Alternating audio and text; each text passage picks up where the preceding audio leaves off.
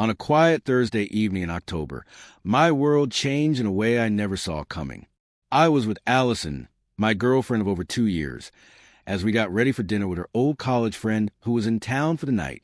We had met at a lively housewarming party, instantly clicked, and soon became a constant part of each other's lives.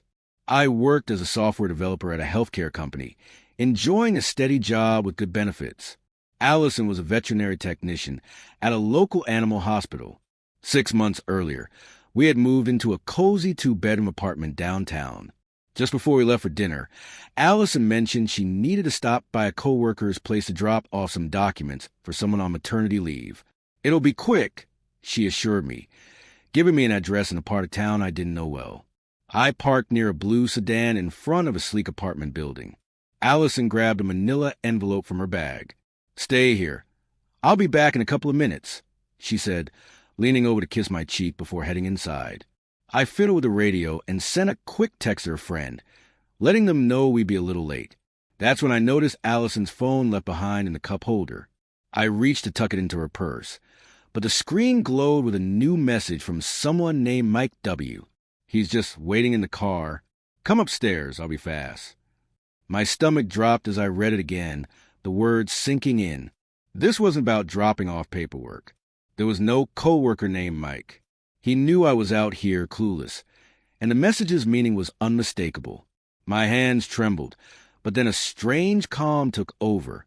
I didn't need to second-guess it. It was exactly what it looked like. I set the phone back, started the engine, and drove off. As I headed home, my mind raced, connecting the dots I had been too trusting to notice before.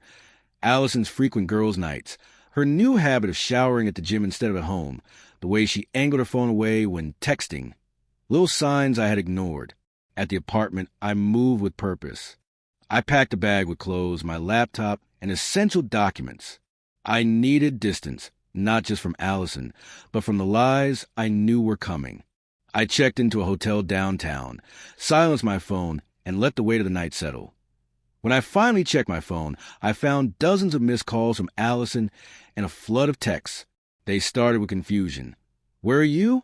Why did you leave?" Then they shifted to anger and panic.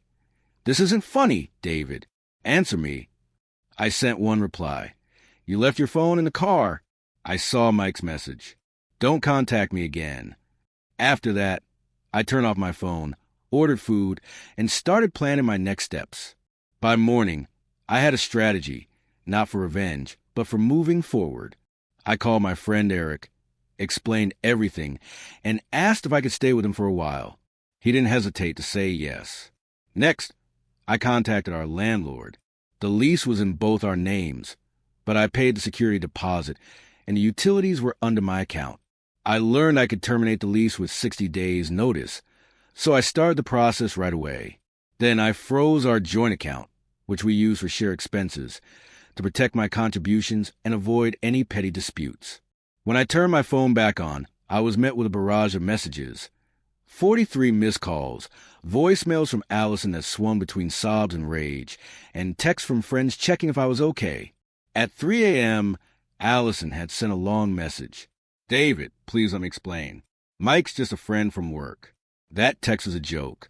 He knew I was dropping off papers and was messing around. "Come home, let's talk. You're scaring me." It was a polished excuse, almost convincing, but it didn't hold up against the patterns I had ignored for months. I didn't reply. Instead, I messaged our closest friends, keeping it brief. "Allison and I have split, and I need some space." No gossip, no blame, just the truth. That night, I returned to the apartment to pack more of my things. Allison was there, her eyes puffy from crying, her hair in a messy bun. "Where have you been?" she demanded, her voice shaky. I brushed past her, heading to the bedroom to grab clothes. She followed, standing in the doorway. "You're not even going to let me explain?" I kept packing, but her voice grew louder. "It's not what you think. Mike's gay. He's just a friend from work." That text was a stupid joke. I paused and met her gaze. "That's your story? He's gay? If Mike was just a friend, why the secrecy about the apartment? Why the fake errand?" Her explanation unraveled as she stammered. "I swear, Nothing's happening. I don't know why he sent that text. I zip my bag. I'm staying with Eric. I've started the process to end the lease. We have 60 days to figure out new places. Her face crumpled. You're canceling our lease without even talking to me? The conversation spiraled into a heated argument. She accused me of overreacting, then of cheating, her tears flowing as she begged me to believe her. But I was done. I'll be back tomorrow with movers for my stuff, I said, keeping my tone steady. She grabbed my arm, her grip tight. You can't just walk away like this. We need to talk. I gently pulled free. I'm not interested in more lies. She switched to threats, warning me not to take anything we bought together and insisting I keep paying rent. I stopped at the door. The lease is already being terminated. The security deposit covers the penalty. You can keep everything we bought together. I'm only taking what's mine. Her voice turned venomous. You planned this in a day. You were just waiting for an excuse to leave. I didn't respond, letting the door close behind me.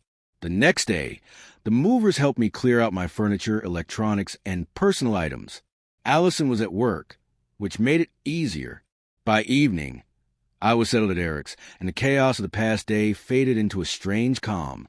Over the weekend, Allison's messages continued. Anger, please, apologies, but I only responded once. Please stop contacting me. I've said what I need to. Then, on Monday, I got a call from an unfamiliar number. It was Mike, Allison's affair partner. We need to talk, he said, his voice tense. I nearly hung up, but asked, what could we possibly have to discuss? It's not what you think, Mike said. Allison and I aren't together. It's complicated. I cut him off. Whatever's between you two isn't my problem anymore. But he kept going. She's spiraling. She showed up at my place last night, drunk, threatening to tell my wife about us if I didn't convince you it was a misunderstanding. I froze. You're married? Mike sighed. Yeah, it started with drinks after work, then became more. I tried to end it a month ago when my wife got suspicious, but Allison threatened to tell my boss we'd hooked up at work, which could get us both fired. The pieces clicked. So that text, I said slowly, you were trying to get her upstairs to break it off. Mike exhaled.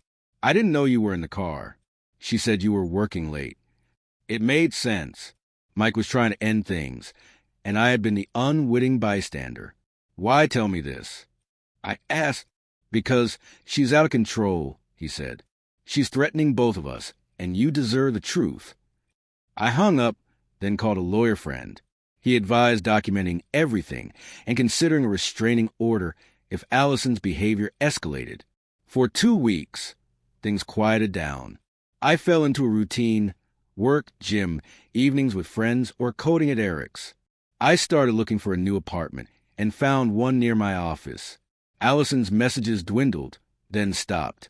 Mutual friends mentioned she was telling people I'd been emotionally abusive and had abandoned her. Most didn't believe it, given how suddenly everything had ended. Then, one evening at Eric's, the doorbell rang. A man stood outside, looking uneasy. David, I'm Robert, Allison's father. I braced for a confrontation, but he surprised me. I'm here to apologize for my daughter's behavior and ask if you'd send her things to our house in Portland. I invited him in, curious. Over coffee, Robert explained that Allison had moved back home after being fired from the animal hospital. Fired? I asked. He nodded. Her relationship with Mike broke workplace rules. He was her supervisor, something she never told you, I'm guessing. I shook my head. No, she didn't. Robert continued, detailing how Mike's wife had discovered months of messages revealing Allison's aggressive pursuit of him, even though she knew he was married.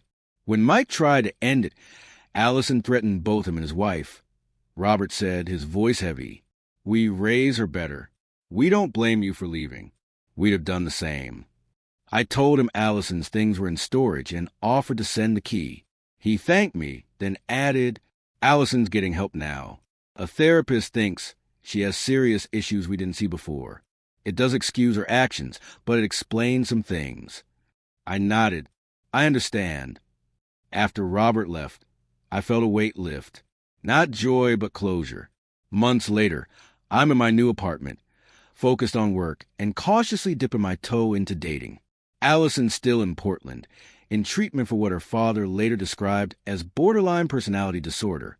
Mike's marriage ended, and he's moved away, his career taking a hit. Sometimes, I think back to that moment in the car, reading Mike's text. If I hadn't seen it, how long would I have stayed in the dark? I'm grateful it happened when it did, not because it was painless, but because it let me walk away with my self-respect. I've started seeing someone new, a software engineer I met through a friend.